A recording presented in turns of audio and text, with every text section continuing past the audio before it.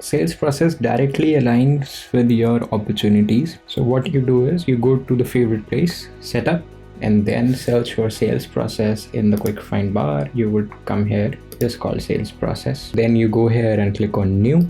You can select the master sales process and give your sales process a name. So let's call it training sales process.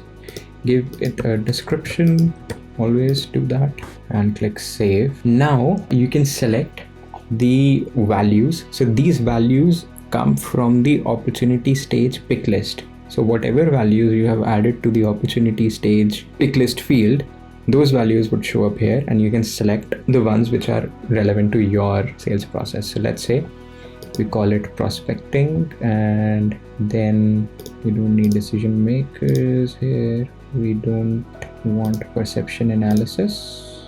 We don't want value proposition. We do prospecting need analysis. We send them a quote. We do a negotiation. Either it's won or lost. That's what our sales process is. It is active. Now what we do is we go to the utility and click new. So here you see all of the values coming up. Why is that? Because we haven't created a record type on the opportunity. So how do we do that? We have to assign the sales process to a record type on an opportunity. Only then it gets activated. So let's go here, go to the opportunity, create a new record type. We know how to create a record type. Let's call it training record type sales process. Here you select the sales process on the record type. So we are selecting training sales process, and we are giving it the same name. We are making this record type active and making it available for everybody.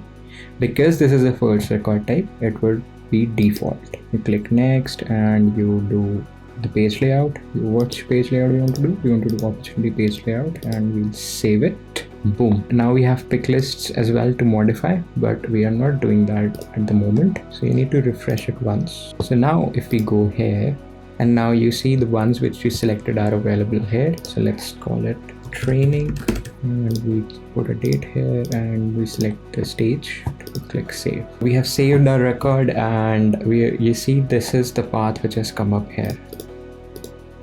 We can go here and mark current stage as true, and that way you can go here, proceed further in the path. In addition to your sales process, we also have sales path. So if you search for path, that would come up here in user interface. Go to path settings. For what you need to do is you first need to enable it. So we are enabling it. And then there's another very interesting option, remember user path preferences. Tell you why it is important, but just check this box for now and click new. We'll give it, call it training path.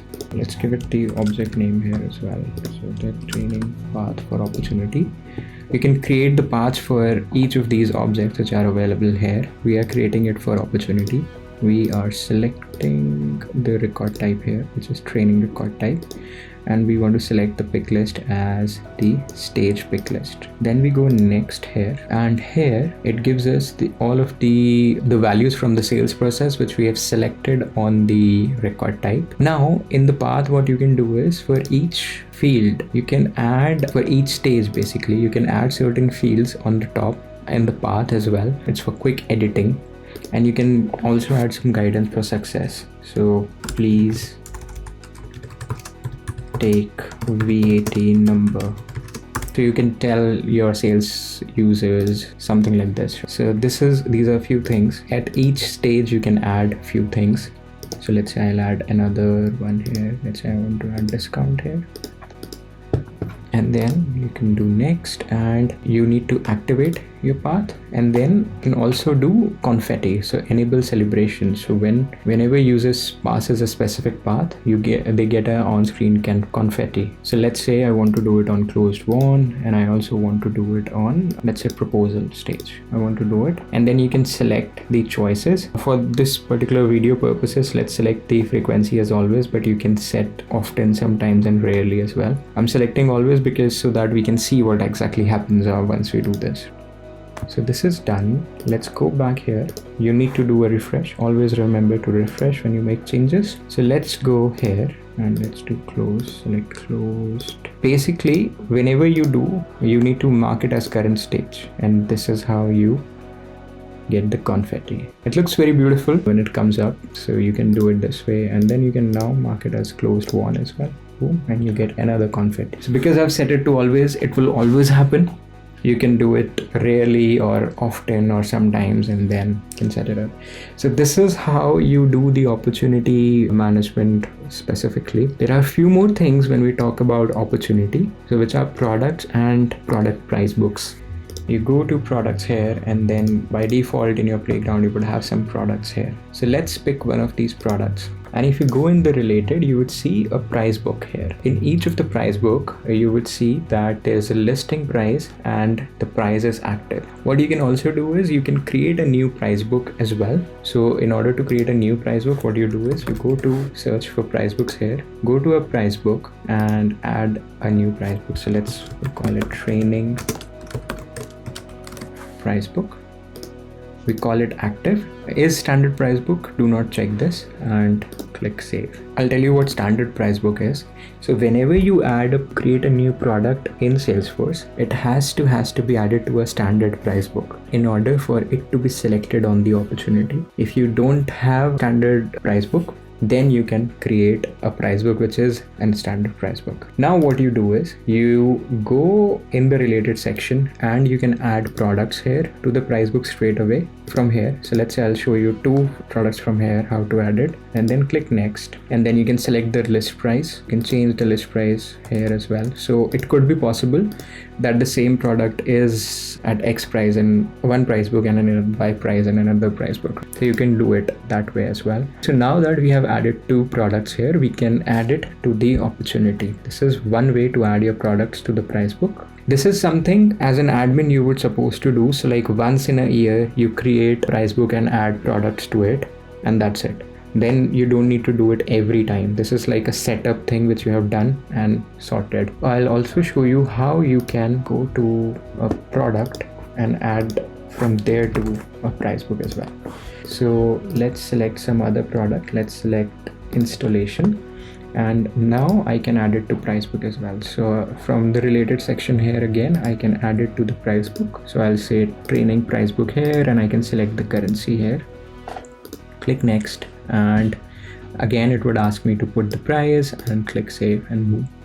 So now this particular product is also added to the training price book, and if I click on the training price book there and go to related, now I see 3 products added here. So that's another way of getting products added to your price book. It's very important to understand that product is a standard object, and then you have price book, which is another standard object, and then you have price book entries, which you are seeing here. So what it is basically, in theory, if you try to understand it with the help of junction object, which we understood when we were talking about master detail relationships. So basically, in order to create a price book entry, you need to have a product and a price book, and here the price book is a parent and the product is also a parent, and price book entry is the junction of 2 with a price for that product. Now that we have this price book for us, let's go to an opportunity and see how we can add a product to it. So we'll pick the same one. Let's move it back to the prospecting stage. Here you see the related section called products. You go to add product, and you also see choose price book first. So either you choose a price book, click that, or if you click add products, it would automatically ask you to choose a price book. It has by default selected our price book. Let's do that and click save. Now all the products which were there in the price book would be available here, and I as a salesperson can select any of these products or all of these products which I want to sell to this customer, and then I would say the quantity, and I would put the sales price, and then I'll click save. Boom, my product is added, which is for £10,000, and what you see here is that the amount is automatically calculated because my sales price is £10,000 and I've put 2 quantity, so it has automatically done that calculation. You see expected revenue. This is a standard field which is available, and what it does is it calculates the amount into probability and gives you the expected revenue. So if I move to this stage, you can see the expected revenue will change to 15,000, right? And yes, we do get the confetti as well. That's how add products to the opportunity. This is very important. And another things, let's say there is a product and in future this product becomes inactive. The company doesn't want to sell this product anymore. So don't go in Salesforce and just delete this product. No, the ideal process is that you go to Salesforce and deactivate this product, because if you delete it, all of those opportunities which have this product will get this product removed from them, and their actual value, the revenue will go down. So that's not ideal. Just deactivate it. So this product would no longer be available for selection in your opportunities. So if I go back to this opportunity, if I click add products, so now we just have 2 products and the other one has gone away. That's the difference. That's about products and opportunity management. If you have any questions, you can join the QA session, which happens every Friday, and please drop in your comments, feedback, and any questions in the comment section, and I'll get back to you.